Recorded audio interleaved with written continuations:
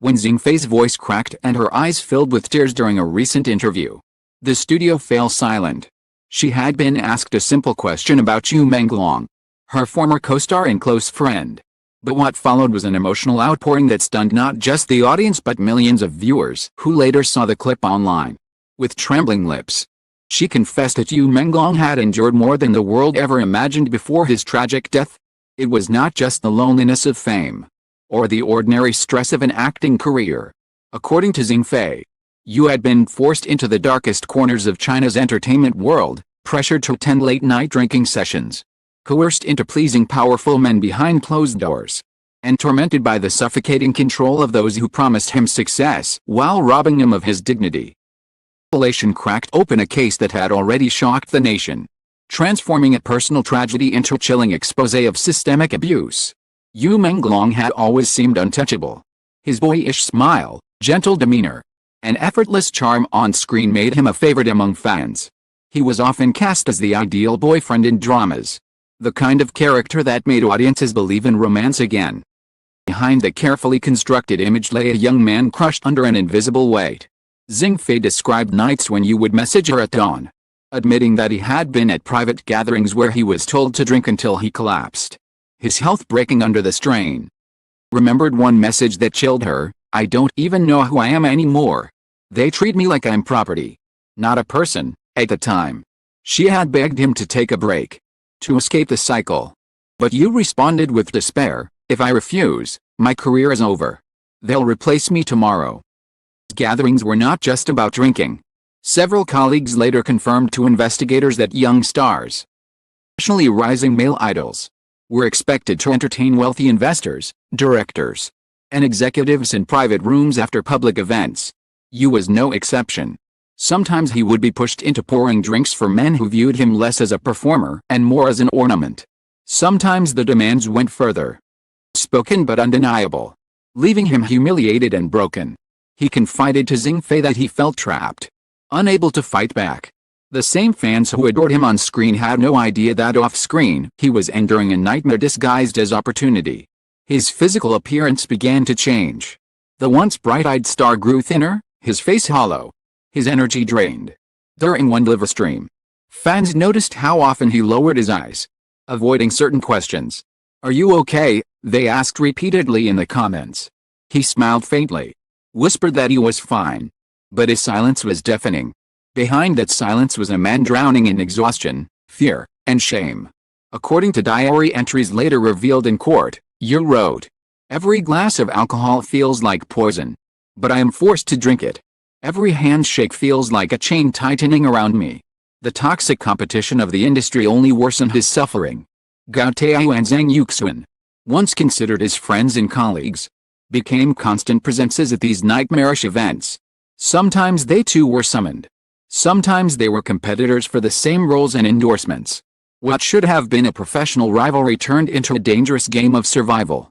Yu confided that he could no longer tell whether Gao and Zhang were allies or enemies. They laughed together in public, posed for photos.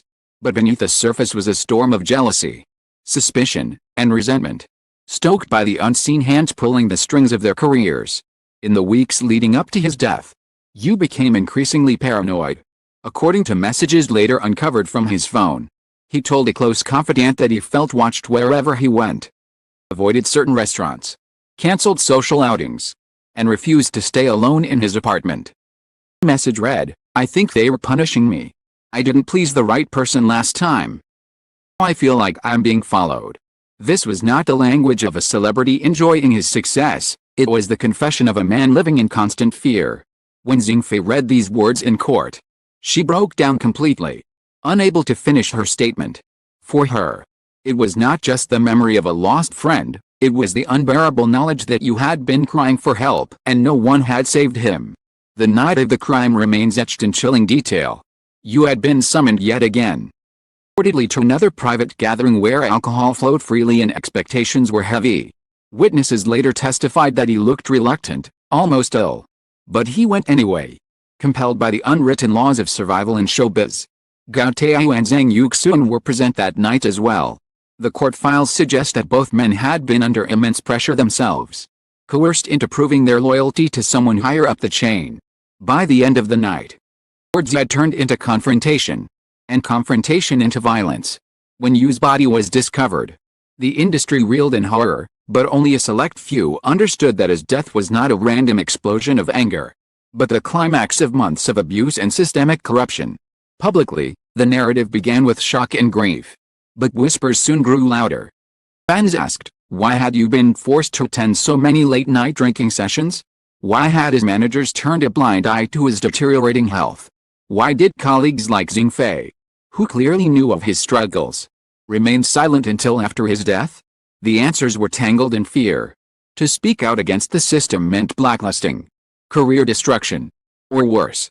For years, the entertainment industry had thrived on silence. Yu Menglong's death threatened to shatter that silence forever. As the trial opened, Xing Fei's testimony became a turning point. Her tearful confession was not just about Yu's final moments, but about the ongoing abuse that many young stars faced. She spoke of nights when Yu begged her to cover for him, and he was sick so he could avoid an event. But in the end he would always go. She admitted that she often felt powerless, terrified that if she spoke openly, her own career would crumble. I should have done more, she whispered. Cracking. The courtroom was heavy with emotion. Even the judges visibly shaken. For the first time, the darkest side of the entertainment industry was not just a rumor, it was spoken aloud, under oath. In front of the nation. The impact outside the courtroom was immediate. Fans took to social media, expressing their outrage not only at Gao and Zhang but at the entire system that had created the circumstances leading to Yu's death. They began sharing stories of other celebrities who had suffered in silence, building a picture of an industry built not on talent but on exploitation. Hashtags like Justice for You and Dark Side of Showbiz trended for weeks. Candlelight vigils appeared in multiple cities, and holding signs that read, "He deserved better," and "Stop the abuse." Yet even in death, Yu remained vulnerable to distortion. Certain media outlets, eager to protect powerful interests, tried to frame the story as a simple rivalry gone wrong, downplaying the accounts of forced drinking and coerced exploitation. But the files told a different story, one that could not be erased. They contained Yu's private diary entries, messages to friends, and testimony from colleagues who admitted, often reluctantly, that yes, he had been pressured, that yes, he had been forced into degrading situations, and that yes, his suffering was real. These revelations cemented his image not just as a fallen star but as a victim of systemic corruption, someone destroyed by a machine too vast for one man to resist. When the Supreme Court of China announced that it would release the complete files from Yu Menglong's murder case, the decision electrified the nation. Not common for such files to see the light of day. Courts usually safeguarded sensitive details, protecting reputations and limiting public access. The storm surrounding Yu's death was too fierce to ignore. Fans demanded answers.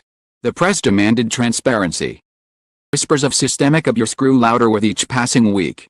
The release of the files was meant to provide closure. Instead it opened a deeper abyss of horror. The documents painted a picture more disturbing than anyone had anticipated.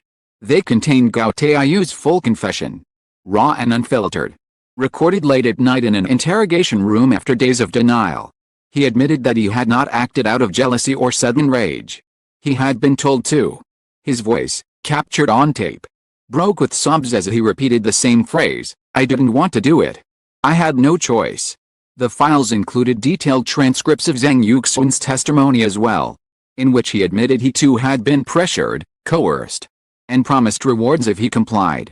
Both men described shadowy messages from an unnamed figure, a person powerful enough to command obedience and terrifying enough that refusal felt like suicide. They were not killers by nature. They insisted they were pawns in someone else's game. Evidence supported their claims. Investigators had recovered phone logs showing repeated late-night contacts with numbers linked to industry executives. The messages were reconstructed, revealing chilling instructions: he must be taught a lesson, don't hesitate. Make sure he understands. The language was deliberately vague, the intent unmistakable. Yu Menglong had been targeted. He was not the victim of a drunken quarrel, he was the victim of a calculated plan designed to silence or break him. And why? The files suggested several motives but left the ultimate answer blank. You had reportedly resisted attending certain private gatherings, using on more than one occasion to submit to the humiliating rituals of forced drinking and exploitation. He had confided in friends about wanting to renegotiate his contract, about pulling away from the suffocating grip of those who controlled him. To some, this was rebellion. Others, it was betrayal. In the dark arithmetic of power, rebellion could not go unpunished. The revelations spread like wildfire across social media. Fans who had once grieved quietly now erupted in fury. Hashtags like "Justice for You" was the mastermind. And "End Showbiz Abuse" dominated every platform. Petitions circulated demanding that authorities reveal the identity of the person who gave the orders. Protesters gathered outside entertainment companies, holding photos of you alongside slogans reading, "He said no, and he died for it." The energy was no longer just grief, it was a movement. Or for accountability in an industry that had thrived on secrecy. Inside the courtroom, the confessions landed like bombs. Reporters described the atmosphere as suffocating, with each word from Gao and Zhang tightening the noose of dread around everyone listening. Family members cried openly. Parents clutched each other, their faces carved with pain. They heard Gao describe how he had tried to resist but felt trapped. Zhang, pale and trembling, said that he followed orders because he feared his own career and life would be destroyed otherwise. For them, there was no escape. For you, no mercy. The defense argued that their actions, while criminal, born of coercion, that the true villain had not even been named. The prosecution countered that coercion was no excuse for murder.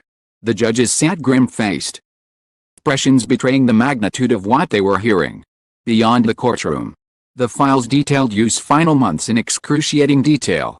They confirmed what Xing Fei had revealed: nights of forced drinking, degrading encounters at the hands of powerful figures, endless pressure to perform off-stage duties that had nothing to do with art.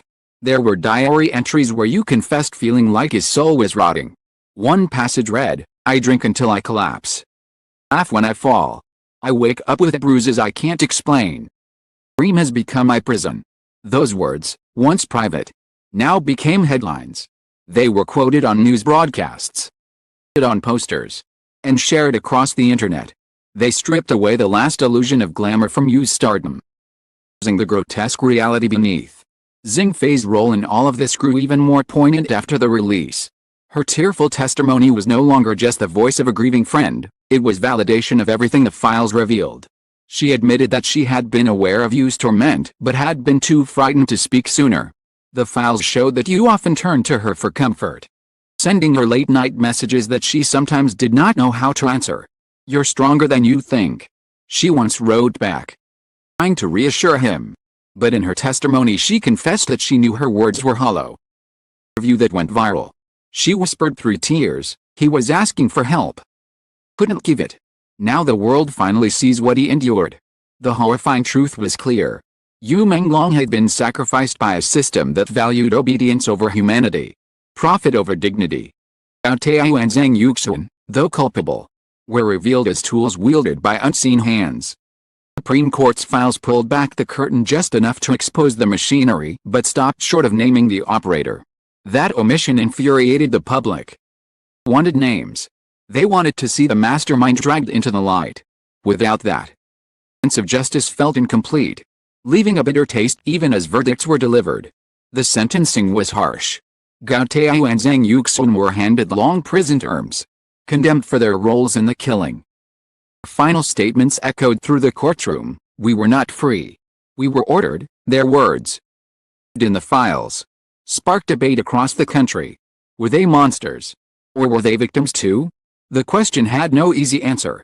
And perhaps that was why the case continued to haunt the nation long after the gavel fell. In the aftermath, Yu's legacy transformed. No longer just an actor, no longer just a rising star.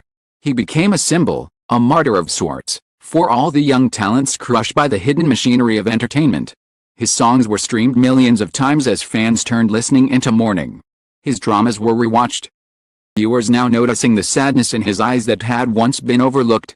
Street murals appeared across major cities, painted with his likeness and captions like "Gone but never silenced" and "He suffered for the truth."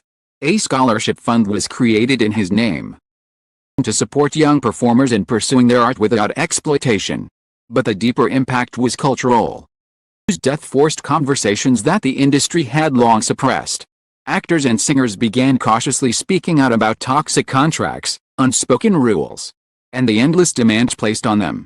Anonymous testimonies appeared online describing similar abuses, nights of forced drinking, humiliating encounters, and the constant fear of being discarded.